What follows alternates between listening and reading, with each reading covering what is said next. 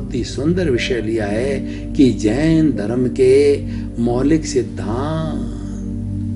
भाई और बहनों, जैन धर्म एक प्राचीन धर्म है और ये भारत में जन्मा है। जैन और बुद्ध है, ये आज से 2500 वर्ष पूर्व जो है ये समकालीन है। ये बिहार की धरती पर जन्मे हैं। हमारे देश के धर्म हैं, बाहर से आए हुए धर्म नहीं है। जैसे कि हमारा हिंदू धर्म है, सनातन धर्म है, हमारे देश का धर्म है। तो ये श्रमण संस्कृति, बुद्ध और जैन धर्म श्रमण संस्कृति कहलाती है और वो वैदिक संस्कृति कहलाती है। जो हमारा सनातन धर्म है वो वैदिक संस्कृति है और ये श्रमण संस्कृति है। इस देश में जन्मे हैं, उस देश के एक धर्म, देश के उस लाल, देश के उस सपूत जैन धर्म के सिद्धांतों की हम आज बात करेंगे। वैसे तो जैन धर्म बहुत ही, इसका न कोई आदि है न वो अंत है। कई 24 हो चुकी है, हो रही है और होगी। यानी जब से सृष्टि बनी है तब से जैन धर्म चला आ रहा है और ये आगे चलता ही रहेगा।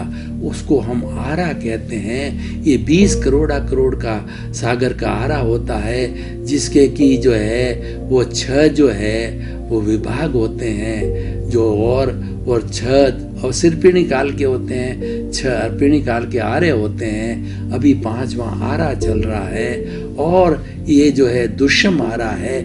6ठा आरा दुष्यम होगा, वो बहुत ही भयंकर होगा कि 6ठा आरा लगते ही ये 5वां आरा 21,000 वर्ष में से 2500 से कुछ वर्ष ऊपर निकल चुके हैं और अभी जो लगभग 18,000 वर्ष इस आरे के बाकी है। अभी तो धर्म की बात चलेगी, लेकिन धर्म का रूप विकृत हो जाएगा, पाखंड बढ़ जाएगा और जब 6ठा आरा आएगा 21,000 वर्ष का तो पूरा धर्म नाम की चीज समाप्त हो जाएगी।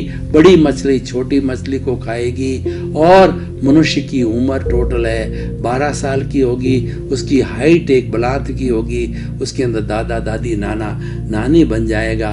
वो बिलों में रहेंगे, भयंकर गर्मी होगी और बड़ी मछली छोटी मछली को खाएगी, मांसाहारी हो जाएंगे क्योंकि धर्म समाप्त हो जाएगा।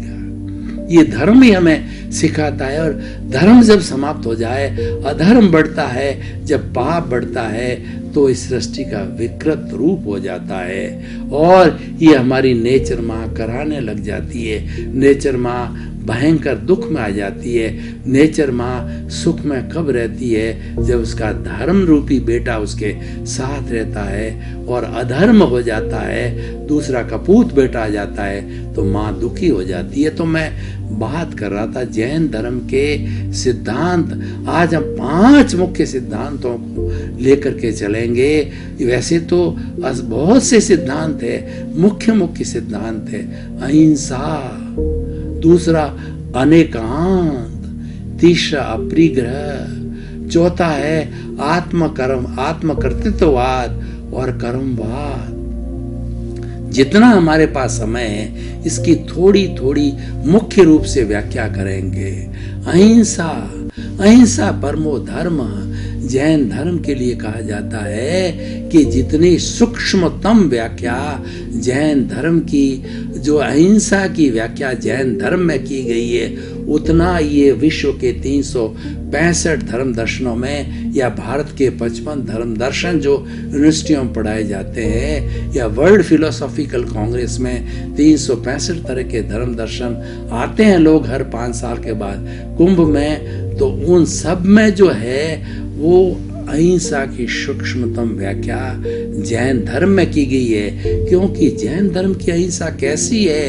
हिंसा करनी नहीं, करवानी नहीं, अनुमोदनी नहीं, मन से नहीं, वचन से नहीं, काया से नहीं। इसको 3x3 को 3 करण 3 योग को करके 9 कोटिक के बाद में कोई भी तरह की जो है वो हिंसा शेष नहीं रहती है, पूर्ण अहिंसा हो जाती है। जैन धर्म के साधु पूर्ण अहिंसक होते हैं, वो एक हमारे समाज के रोल मॉडल होते हैं, वो आइडियल होते हैं। और हम लोग जो गृहस्थी होते हैं, हमारी सीमा होती है, हमें कुछ सुविधाएं, रिलैक्सेशन है, इसलिए मनोवृत्ति है।